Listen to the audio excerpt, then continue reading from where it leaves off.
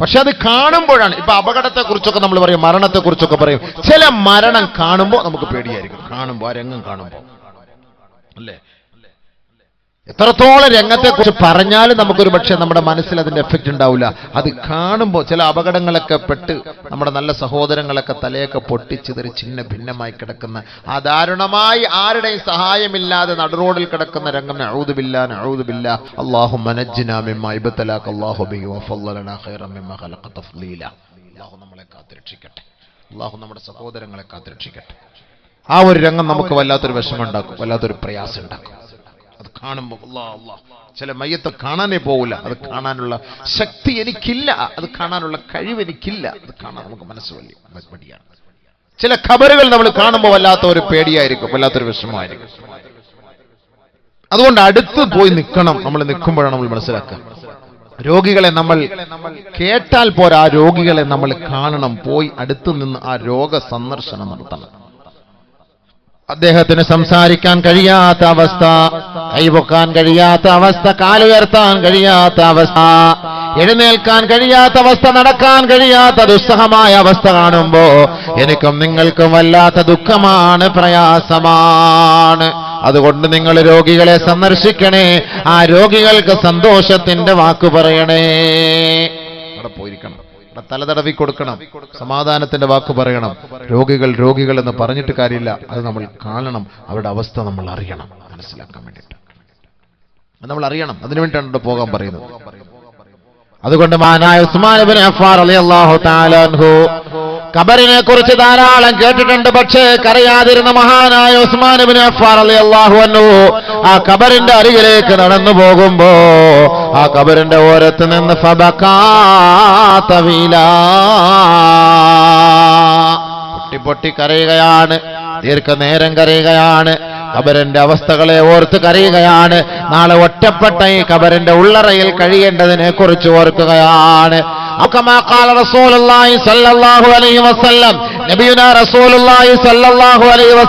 തങ്ങളെ പറഞ്ഞതുപോലെ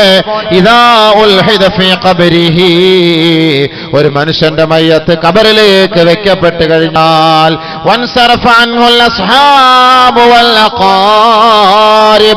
എല്ലാ കുടുംബക്കാരും സ്വന്തക്കാരും ബന്ധുജനങ്ങളും അവനിൽ നിന്ന് വിട പറഞ്ഞു പോകുമ്പോ ഒരു മലക്ക് അവന്റെ ഖബറിലേക്ക് ഇറങ്ങി വരികയാണ്. യഖൂലു ചോദിക്കുന്നു, യബ്ന ആദം, ആദമിന്റെ മകനെ, തറകൂക വദഫനൂക,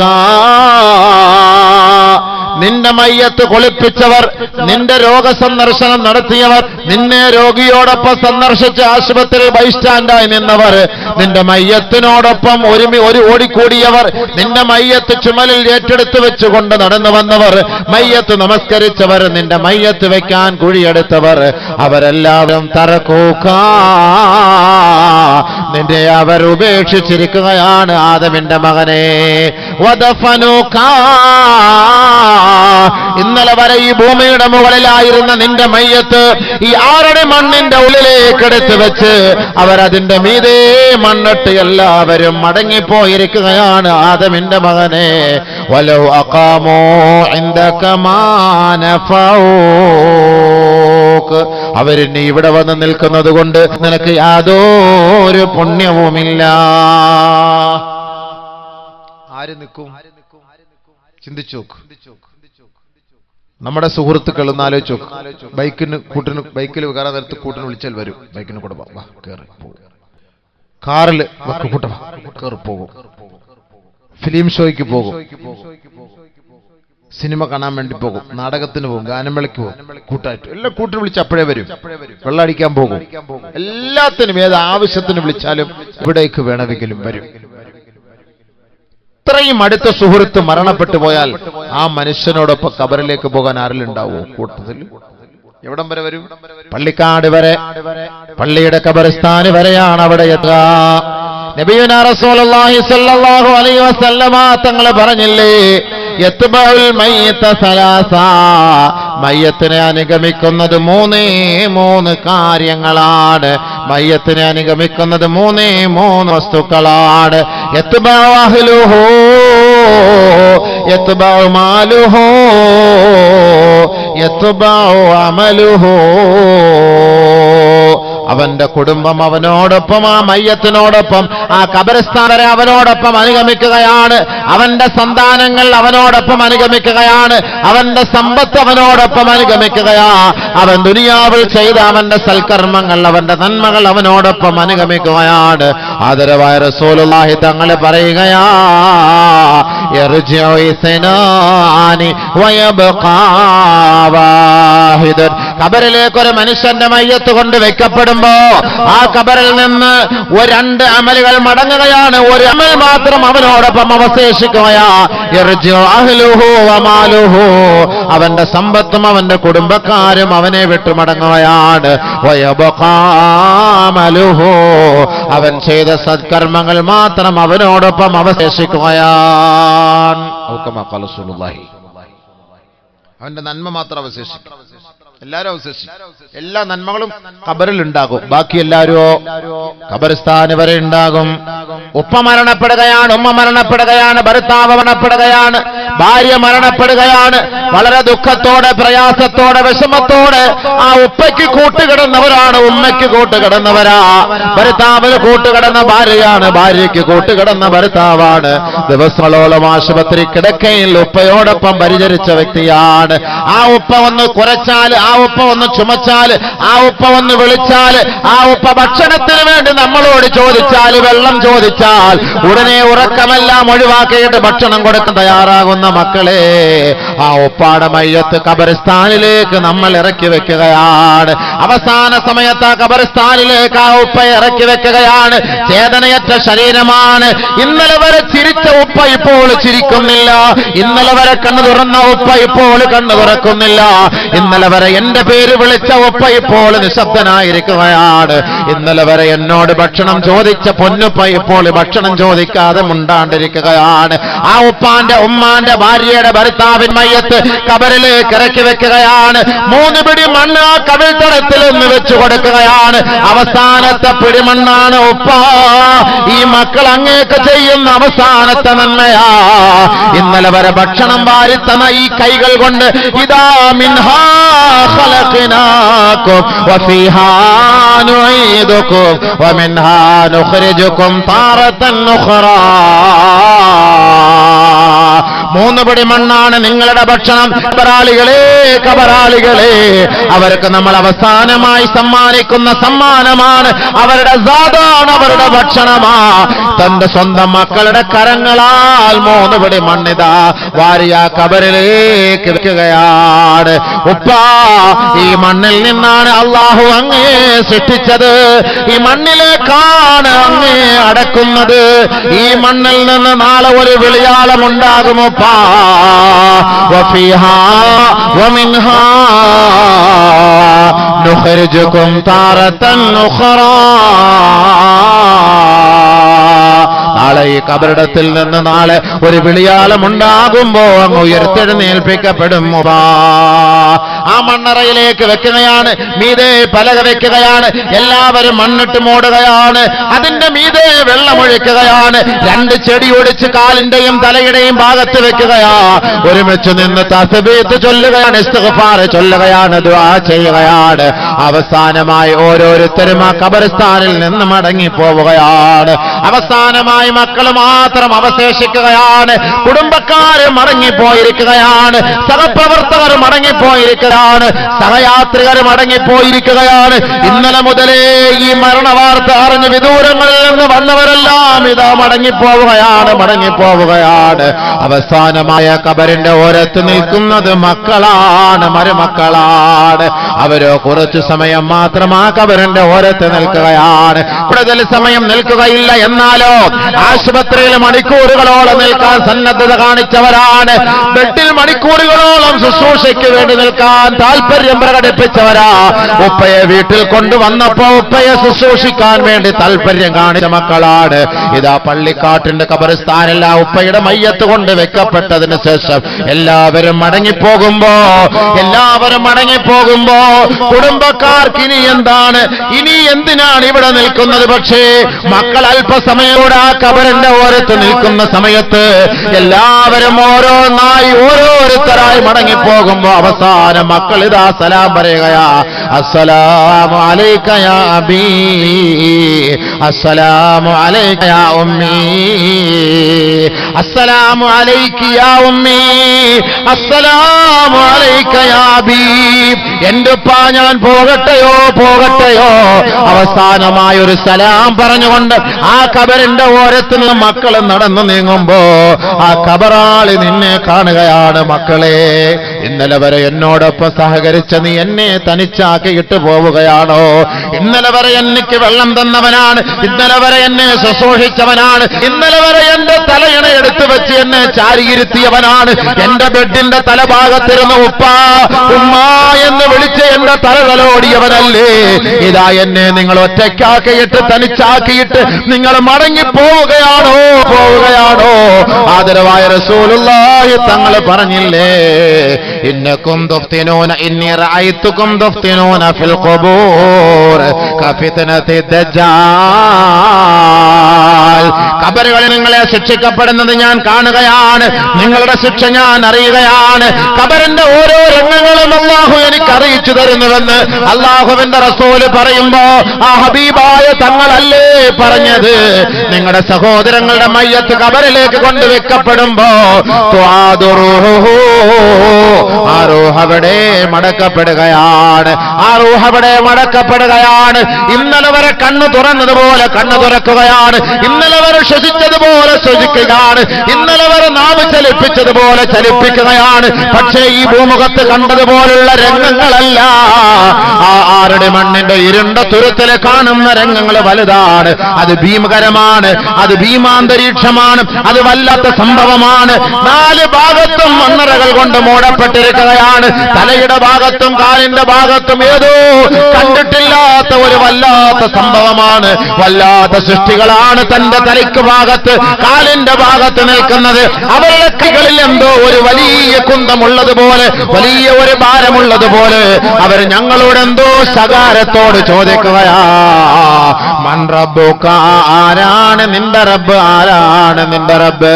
ആദരവായ റസൂലുള്ളാഹി തങ്ങൾ പറഞ്ഞില്ലേ, നിങ്ങളുടെ സഹോദരങ്ങളുടെ മയ്യത്തടക്കം ചെയ്യപ്പെട്ടതിന് ശേഷം അവിടെ നിങ്ങൾ അല്പസമയം നിന്നുകൊണ്ട് ആ സഹോദരന് വേണ്ടി അല്ലാഹുവിനോട് പൊറുക്കൽ തേടണേ. നബിയുനാ ഷഫീഉനാ റസൂലുള്ളാഹി ഇസ്തഗ്ഫിറൂ لأخيكم فإنه الآن يسألو. ആ കബറാളിയുടെ അരികിൽ നിന്ന് നിങ്ങൾ പോകരുതേ, അവിടെ നിങ്ങൾ നിൽക്കണേ. ആ കബറാളി ഇപ്പോൾ ചോദ്യം ചെയ്യപ്പെടുകയാണ്. അതുകൊണ്ട് ആ കബറിലേക്ക് ഒരു സന്തോഷം, ഒരു സാന്ത്വനം, ഒരു സഹാനുഭൂതി, ഒരു സമാധാനത്തിന് വേണ്ടി ആ കബറിന്റെ ഓരത്ത് നിങ്ങൾ നിൽക്കണേ, ധൃതി പിടിച്ചു പോകരുതേ. ആദരവായ ഹബീബായ റസൂലുള്ളാഹി തങ്ങൾ നമ്മളോട് പറയുമ്പോ നമ്മുടെ ഉപ്പാന്റെ, ഉമ്മാന്റെ, ഭാര്യയുടെ, ഭർത്താവിന്റെ, മക്കളുടെ കബറുകൾ മയ്യത്തടക്കിയിട്ട് മടങ്ങിപ്പോകുമ്പോ നമ്മുടെ മുഖത്തേക്ക് ആ മയ്യത്ത് നോക്കിയിട്ട് ചോദിക്കുകയാ, നിങ്ങൾ പോവുകയാണോ മക്കളെ? എന്നെ തനിച്ചാക്കിയിട്ട് പോവുകയാണോ? ഒരിക്കൽ നമ്മൾ തനിച്ചാക്കിയിട്ട് പോകേണ്ടവരല്ലേ? എത്രത്തോളം സ്നേഹിച്ചാലും, എത്രത്തോളം ആദരിച്ചാലും, എത്രത്തോളം ബഹുമാനിച്ചാലും ഒരിക്കലും ഞങ്ങൾ തമ്മിൽ വെട്ടിപിരിയുകയില്ല എന്ന് കെട്ടിപ്പിടിച്ച് ജീവിച്ചാലും അവരെന്റെ ഉള്ളറകളിലേക്കെടുത്ത് വെക്കപ്പെട്ട് കഴിഞ്ഞാൽ അവരെ തനിച്ചാക്കിയിട്ട് നിങ്ങൾ ഒറ്റയ്ക്ക് പോവുകയല്ലേ? പാതിരായോടടുക്കുന്ന സമയത്ത് ആ കബറാളികളെ കുറിച്ച് നിങ്ങൾ പോലും ചിന്തിക്കാറുണ്ടോ? ആദരവായ റസൂലുള്ളാഹി സ്വല്ലല്ലാഹു അലൈഹി വസല്ലമ തങ്ങൾ പറയുകയാണ്, ഏതാനും നിമിഷങ്ങൾക്കുള്ളിൽ നിന്റെ മയ്യത്ത് ഖബർസ്ഥാനിലേക്ക് കൊണ്ടുപോകുമ്പോ ഒരു ഖബർ ആ മയ്യത്തിനോട് ഒരു മലക്ക് വന്ന് ചോദിക്കുകയാണ്, യബ്ന ആദം, ആദമിന്റെ മോനെ, അൽ യൗമ തസൂറു ഖൗമാ, ഇന്നേ വരെ നീ കണ്ടിട്ടില്ലാത്ത ചില സൃഷ്ടികളെ നീ ഇന്ന് കാണാൻ പോവുകയാണ്. അതാണ് ഖബറ്, അതാണ് ഖബറ്, അതാണ് ഖബറിന്റെ ഭീകരമായ രംഗം. അൽ യൗമ തദ്ഖുലു മദ്ഖലൽ ലയ്ഖാ, നീ നിന്റെ പുരയിൽ കിടന്നത് 6000 സ്ക്വയർ ഫീറ്റ് വീട്ടിലാണ്. നിന്റെ ബെഡ്റൂമോ 20-22 വിസ്തീർണമുള്ളതാ. ആദമിന്റെ മോനെ, ആദമിന്റെ മോളെ, എന്ന് നിന്റെ ഖബർ എന്ന് പറയുന്നത് 4ക്ക് 2 ഞെരുക്കമുള്ളതാണ്, 6ക്ക് 2 ഇടുക്കമുള്ളതാണ്. അൽ യൗമ തദ്ഖുലു മദ്ഖലൽ ലയ്ഖാ, ആ ഞെരുക്കമുള്ള ഖബറിലേക്കാണ് നിന്നെ ഈ ജനങ്ങൾ കൊണ്ടുപോവുക. ആ മയ്യത്ത് കൊണ്ടുപോകുന്ന സമയത്ത് ഫൈൻ കാനത്ത് മുഅ്മിനാ, ആ മയ്യത്ത് സാലിഹായ മയ്യത്താണോ, സത്യവിശ്വാസിയായ മയ്യത്താണോ, സുഹൃതങ്ങൾ ചെയ്ത മയ്യത്താണോ, ആ മയ്യത്ത് വിളിച്ചു പറയുകയാണ്, ഖദ്ദിമൂനി ഖദ്ദിമൂനി ഖദ്ദിമൂനി, എന്നെ താമസിപ്പിക്കരുതേ, എന്നെ വേഗത്തിലൊന്ന് കൊണ്ടുപോകണമേ.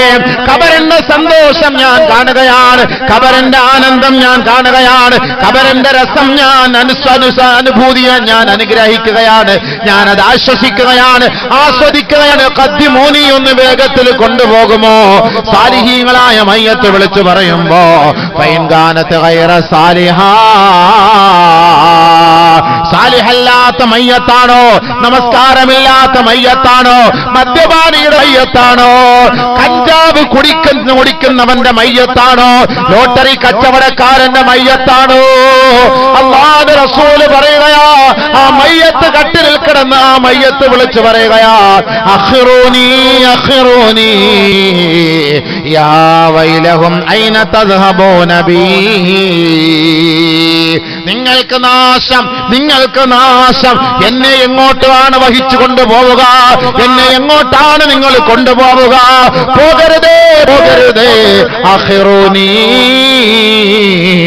അഖിറൂനി, എന്നെ എന്റെ പുരയിലേക്ക് മടക്കണേ, എന്റെ പുരയിലേക്ക് മടക്കണേ. ഞാൻ ആ നരകത്തിന്റെ പാമ്പിനെ കാണുകയാണ്, ഖബറിന്റെ ഭയാനകത ഞാൻ കാണുകയാണ്, ഖബറിന്റെ തീ ഞാൻ കാണുകയാണ്, ഖബറിന്റെ ഖബറിന്റെ ഞെരുക്കം ഞാൻ കാണുകയാണ്. ആദരവായ റസൂലുള്ളാഹി സ്വല്ലല്ലാഹു അലൈഹി വസല്ലമ തങ്ങളുടെ പ്രിയതമയായ പ്രിയങ്കരിയായ ആയിഷ സിദ്ദീഖ റളിയല്ലാഹു തആല അൻഹാ ഒരു ഖബറിന്റെ അരികിലൂടെ നടന്നു പോയിട്ട് ഫഖാമത്ത്, ഒരു കൊച്ചു ഖബറാണ്, ഒരു കുഞ്ഞിളം പൈതലിന്റെ ഖബറാണ്, ഒരു പൊന്നുമോന്റെ ഖബറാണ്, ആ ചോരക്കുഞ്ഞിന്റെ ഖബറാണ്.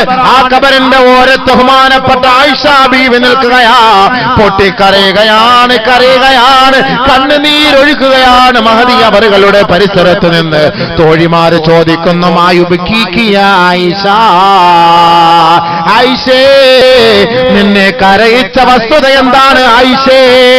മഹദിയായ ആയിഷ ബീവി പറയുകയാണ്, ഇന്നലിൽ ഖബരിൽ ലമ്മാ, ഇന്നലിൽ ഖബരിൽ ലമ്മാ, തീർച്ചയായും ഖബറിന് ഞെരുക്കമുണ്ട് സഹാബത്തെ. അല്ലാഹുവിന്റെ റസൂലിന്റെ പ്രിയങ്കരിയായ ആയിഷ സിദ്ദീഖ റളിയല്ലാഹു അൻഹ പറയുകയാണ്, ഹാദാ ഖബറു സബീൻ, ഇതൊരു കുഞ്ഞിന്റെ ഖബറാണ്, ഇതൊരു പൈതലിന്റെ ഖബറാണ്, ഇതൊരു കിടായിയുടെ ഖബറാണ്. ഇന്നലിൽ ഖബരി ലമ്മാ ലൗ കാന അഹദും മിൻഹാ നാജിയാ ലകാന ഹാദാ സബീ ഔ കമാ ഖാല റസൂലുള്ളാഹി. ആരെയെങ്കിലും ഖബർ വെറുതെ വിടുമായിരുന്നുവെങ്കിൽ ഈ കുഞ്ഞു പൈതലിനെ ഖബർ വെറുതെ വിടുമായിരുന്നു. ആ ഖബർ ഞെരുക്കുകയാണ്, ഞെരുക്കുകയാണെന്ന് മഹദിയായ ആയിഷ ബീവി പറഞ്ഞിട്ടാണ് ഫബകത് തവീലാ, വളരെ ദീർഘനേരം മഹദിയായ ആയിഷ സിദ്ദീഖ റളിയല്ലാഹു അൻഹ കരഞ്ഞുപോയത്. എന്തേ കാരണം? കുട്ടികളെ പോലും ഖബർ വെറുതെ വിടുകയില്ല. അല്ലാഹു നമ്മളെ ഖബറിന്റെ അദാബിനെ തൊട്ട് കാത്തിരക്ഷിക്കട്ടെ. അല്ലാഹു നമ്മുടെ ഖബറുകളിൽ സന്തോഷം നൽകുമാറാകട്ടെ. അല്ലാഹ് പടച്ചവനെ റബ്ബേ കരുണയുള്ളവനെ, നമ്മളാരും അറിയുന്നില്ല, എല്ലാവരും പോയിട്ട് ഖബറടക്കിട്ട് അങ്ങോട്ട് പോകും. ഉപ്പായൊക്കെ ഉമ്മായൊക്കെ വിട്ടിട്ട് പോകും, സുഹൃത്തിനെ ഉപേക്ഷിച്ചിട്ട് പോകും. ആ സുഹൃത്തിനോട് എത്ര സ്വകാര്യം പറഞ്ഞവനാണ് നീ, എത്ര സ്വകാര്യ സംഭാഷണം നടത്തിയവനാണ് നീ. ആ സുഹൃത്ത് ഖബറിൽ ഒറ്റയ്ക്ക് കിടക്കുമ്പോൾ നിങ്ങൾ അല്പമെങ്കിലും ആലോചിച്ചിട്ടുണ്ടോ? പോകട്ടെ ഞാൻ പോട്ടെ, സുഹൃത്ത് ഞാൻ പോകട്ടെ, ഇന്നലെ വരെ നിന്നോടൊപ്പം ഞാൻ ആശുപത്രിയിൽ ഉണ്ടായിരുന്നു, പക്ഷെ എനിക്ക് ഇന്ന് നിന്നോടൊപ്പം സഹകരിക്കാൻ കഴിയുന്നില്ല. ഇന്ന് നിന്നോടൊപ്പം എനിക്ക് നിന്റെ ഒപ്പം നിന്റെ കൂട്ടത്തിൽ എനിക്ക് ഒരുമിച്ച് ഉറങ്ങാൻ എന്നെ കൊണ്ട് കഴിയില്ല. നീ വേറെ ഒരു ലോകത്തേക്ക് യാത്രയായി, ഞാൻ നിന്റെ മുകളിലാണ്, എനിക്ക് നിനക്ക് വേണ്ടി പ്രാർത്ഥിക്കാൻ മാത്രമേ കഴിയുകയുള്ളൂ. അങ്ങനെ നീ പോകുമ്പോൾ ആ ഖബറാളി ദുഃഖത്തോടുകൂടി നിന്നോട് ചോദിക്കും, എന്നെ തനിച്ചാക്കിയിട്ട് നീ പോവുകയാണോ? ഖബറിന്റെ അവസ്ഥ അതാണ്. നബിയുനാ റസൂലുള്ളാഹി സ്വല്ലല്ലാഹു അലൈഹി വസല്ലമ തങ്ങൾ പറയുകയാണ്, ആദ്യമായി അവനോട് സംസാരിക്കുന്നത് മണ്ണറയാണ്, ഖബറാണ്. ഹബീബുനാ റസൂലുള്ളാഹി. നമ്മളൊക്കെ പരസ്പരമൊക്കെ സംസാരിച്ചിട്ടുണ്ട്, പക്ഷെ ആദ്യമായി ഖബറിൽ കൊണ്ടുവച്ചാൽ സംസാരിക്കുന്നത് ഖബർ. ഹുഫ്റത്തുഹു അവ്വലു മൻ യുകല്ലിമു ഇബ്ന ആദമ ഹുഫ്റത്തുഹു ഔ കമാ ഖല റസൂലുള്ളാഹി. ആദ്യമായി ആദമിന്റെ മക്കളോട് സംസാരിക്കുന്നത് ഖബറാണ്. ചിന്തിച്ചു. നബിയുനാ ശഫീഉനാ റസൂലുള്ളാഹി സ്വല്ലല്ലാഹു അലൈഹി വസല്ലമ തങ്ങൾ പറയുകയാണ്, എല്ലാ ദിവസവും 5 പ്രാവശ്യം ഖബർ വിളിച്ചു പറയാതെ ഒരു ദിവസം പോലും ഈ ഭൂമിയിൽ ഉണ്ടാവുകയില്ല എന്ന് ഹബീബായ ശഫീആയ റസൂലുള്ളാഹി സ്വല്ലല്ലാഹു അലൈഹി വസല്ലം.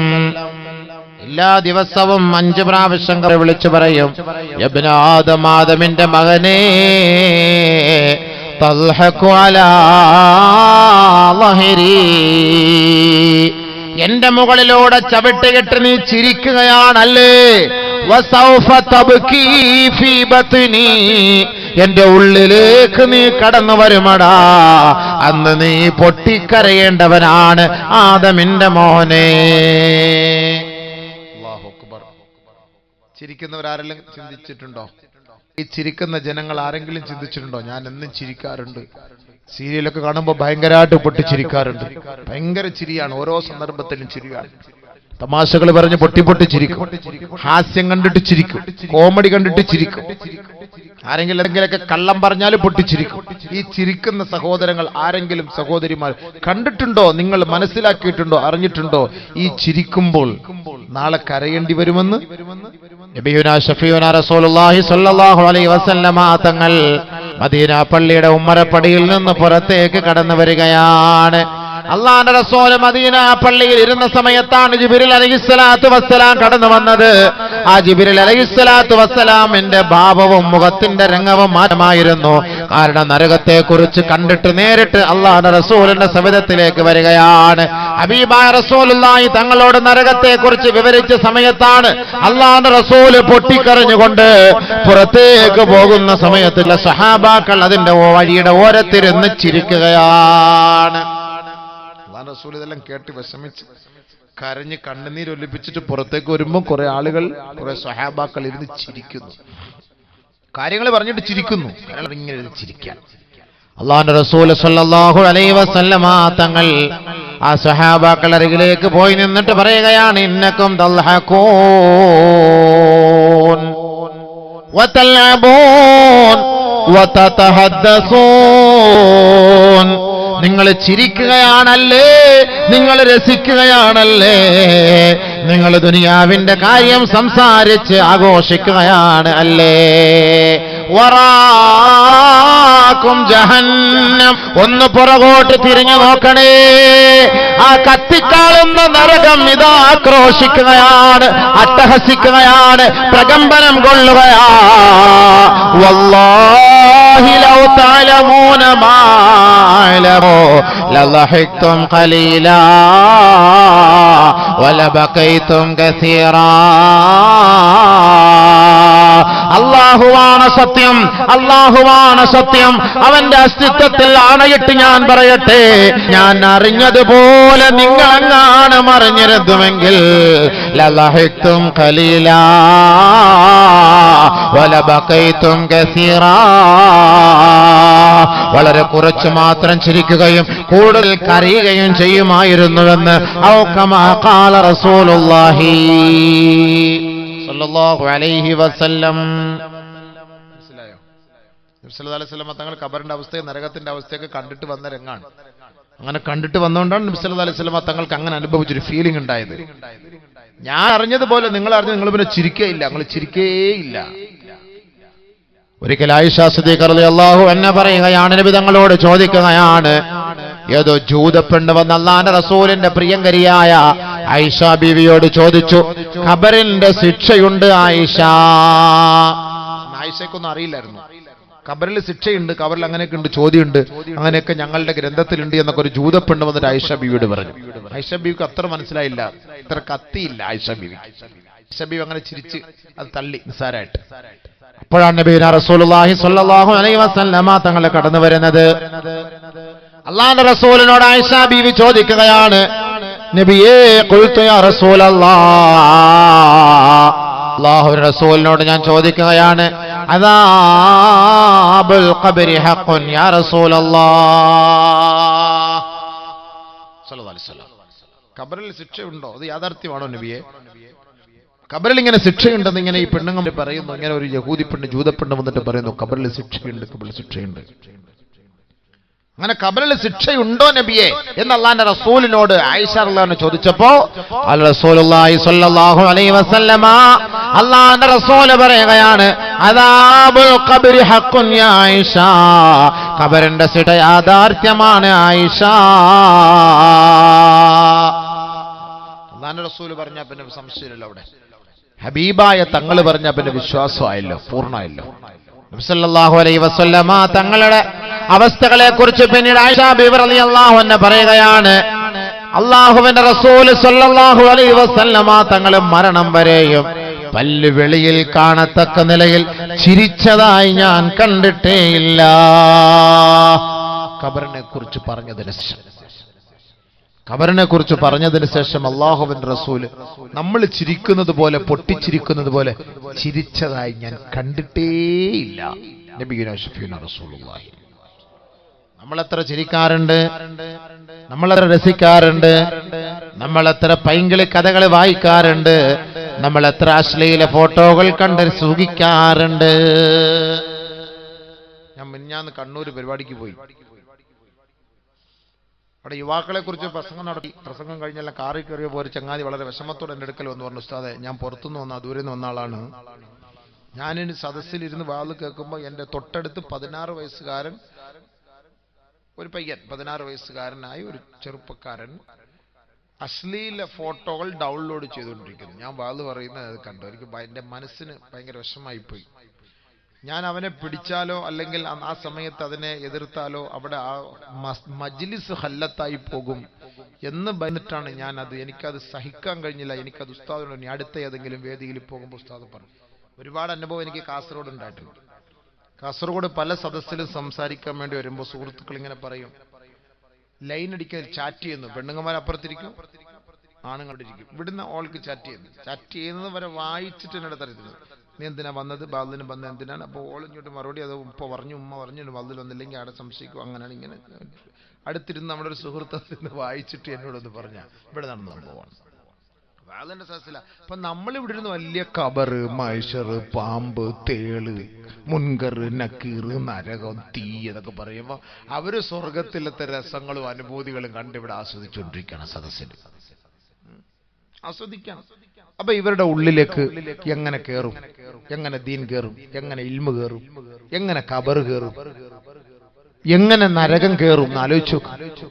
സഹാബാക്കളുടെ അവസ്ഥകളായി പറയുന്നത്. സഹാബാക്കൾ പൊട്ടിക്കരഞ്ഞു, സഹാബാക്കൾ പൊട്ടിയ അള്ളാഹുവെ ഒരു തെറ്റുപോലും ചെയ്യാത്ത സഹാബാക്കൾ, അള്ളാഹുവരെ സ്വർഗത്തിൽ പ്രവേശിപ്പിച്ച റളിയല്ലാഹു അൻഹും വറളു അൻഹു എന്ന് അല്ലാഹു തആല പോലും പ്രത്യേകമായി പറഞ്ഞിരിക്കുന്നു. ആ സഹാബാക്കൾ ഖബർ കണ്ട് പൊട്ടിക്കരഞ്ഞുവെങ്കിലും ആലോചിച്ച് നോക്ക്. എൻ്റെ നിങ്ങളുടെ അവസ്ഥ എന്താ? നമ്മൾ ഖബർ കണ്ടിട്ട് കരയാറുണ്ടോ? ഒന്ന് ചിന്തിക്കാറുണ്ടോ? എത്രയോ ഖബർസ്ഥാനിലൂടെ നമ്മൾ നടന്നു പോകുന്നു.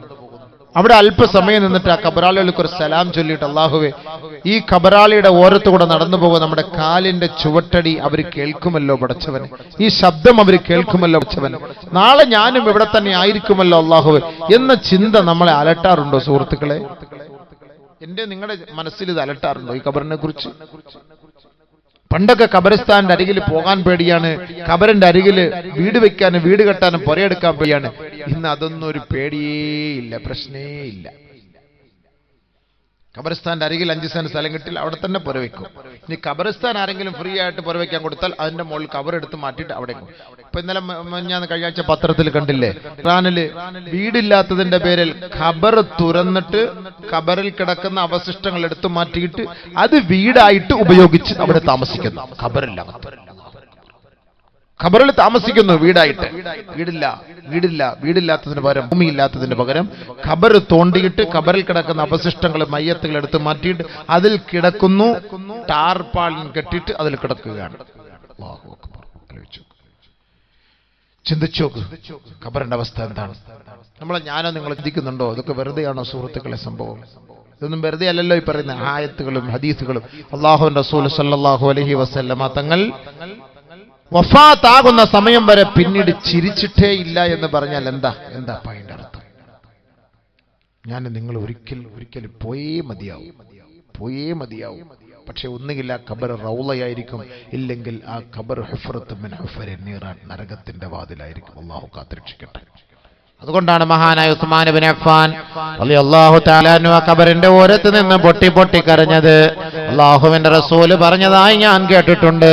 ഒന്നുകിൽ ഈ ഖബർ റൗളയാണ്, അല്ലെങ്കിൽ ഈ ഖബർ നരകത്തിന്റെ കുണ്ടാരമാണ്, നരകത്തിന്റെ അഗ്നിഗോളമാണ്.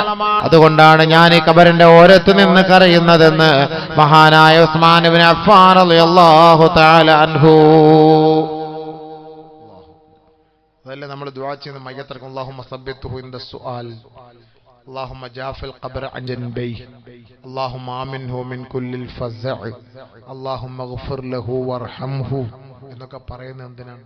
അല്ലാഹുവേ, ഏതാനും നിമിഷങ്ങൾക്കുള്ളിൽ മലക്കുകൾ വരും. പടച്ചവനെ, ഏതാനും നിമിഷങ്ങൾക്കുള്ളിൽ മലക്കുകൾ വരും. അല്ലാഹ് ആ സമയത്ത് അവനെ വിളിച്ചുണർത്തും. അല്ലാഹ് അവൻ എഴുന്നേറ്റിരിക്കും. അല്ലാഹ് ഐഖലാക അജ്ലസാക, ഹദീസ് അങ്ങനെയാണ്. ഐഖലാക വിളിച്ചുണർത്തും. യാ മുഹമ്മദ്, കണ്ണു തുറക്കും. അല്ലാഹ് മുഖത്ത് വെച്ച് മരിച്ച ഒരു മനുഷ്യന്റെ മുന്നിൽ ഇങ്ങനെ കണ്ണു തുറന്ന് പറഞ്ഞ അവൻ കണ്ണു തുറന്നുള്ള അവസ്ഥ എന്തായിരിക്കും? ഓടും എല്ലാവരും പേടിച്ചിട്ട്. മരിച്ചൊരു ചങ്ങാതി കണ്ണു തുറന്നുള്ള അവസ്ഥ എന്താണ്?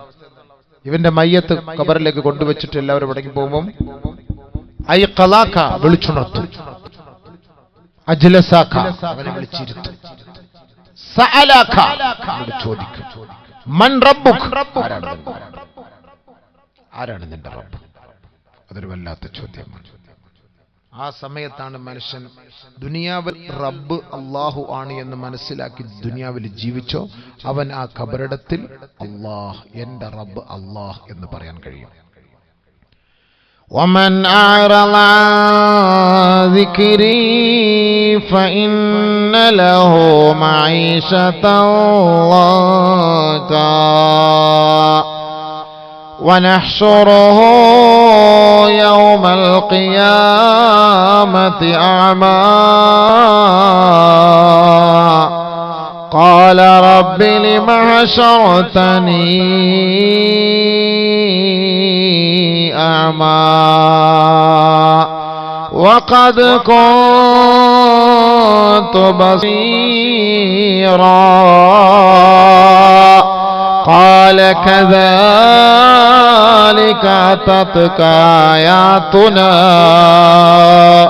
فنسيتها وكذلك اليوم تنسى. പരിശുദ്ധമായ ഖുർആനിന്റെ ആയത്തിറങ്ങിയപ്പോൾ നബിയുനാ റസൂലുള്ളാഹി സ്വല്ലല്ലാഹു അലൈഹി വസല്ലമ തങ്ങൾ ഈ ആയത്തുമായി മദീന പള്ളിയുടെ ഉമ്മറപ്പടിയിൽ വന്നിരിക്കുകയാണ്. അല്ലാഹുവിന്റെ റസൂലിന്റെ കണ്ണ് ഈറനണിയുകയാണ്. വമൻ അറള അൻ ദിക്രി ഫഇന്ന ലഹു മഈശതൻ ലൻകാ. ആരാണോ എന്നോടുള്ള ഉത്തരവാദിത്വത്തിൽ വീഴ്ച വരുത്തിയത്, ആരാണോ ഞാൻ നമസ്കരിക്കണമെന്ന് പറഞ്ഞിട്ട് നമസ്കരിക്കാതെ പിന്തിരിഞ്ഞു പോയത്, ആരാണോ ഹറാമുകൾ വർദ്ധിച്ചു ജീവിച്ചത്, ആരാണോ ഹലാലുകൾ ഒഴിവാക്കിയത്, അള്ളാഹു ഏതൊന്നിനെ കൽപ്പിച്ചുവോ ആ കൽപ്പിക്കപ്പെട്ട കാര്യങ്ങളെ ആരാണോ ഉപേക്ഷിച്ചു കളഞ്ഞത്, അള്ളാഹുവിന്റെ റസൂല് പറയുകയാണ് ഫഇന്ന ലഹു മഈശതൻ ലൻകാ, അവന്റെ ജീവിതം നാം കുടുസായി കൊടുക്കുമത്രേ. നബിയുനാ റസൂലുള്ളാഹി സ്വല്ലല്ലാഹു അലൈഹി വസല്ലമ തങ്ങൾ ഈ ആയത്ത് പറഞ്ഞപ്പോ സ്വഹാബാക്കളോട് ചോദിക്കുകയാണ്, ഏ സ്വഹാബത്തെ അതദ്റൂന മൽ മഈശത്തുൽ ലൻകൂ, മഈശത്തുൽ ലൻക് എന്ന് പറഞ്ഞാൽ എന്തെന്ന് നിങ്ങൾക്കറിയുവോ? അല്ലാഹുവിന്റെ റസൂലിന്റെ സ്വഹാബാക്കളോട് നബിയുനാ റസൂലുള്ളാഹി തങ്ങൾ ചോദിക്കുകയാണ്, അള്ളാഹുവിനോടുള്ള ഉത്തരവാദിത്തത്തിൽ നിന്ന് ആരാണോ വീഴ്ച വരുത്തുന്നത് അവർക്ക് ഞെരുക്കമായ കുടുസായ ജീവിതമാണ് നൽകുന്നതെന്ന് അള്ളാഹു ഖുർആനിൽ പറഞ്ഞതിന്റെ അടിസ്ഥാനമനുസരിച്ച് ആ ഞെരുക്കമായ വീട് എവിടെയാണെന്നറിയോ സഹാബാ?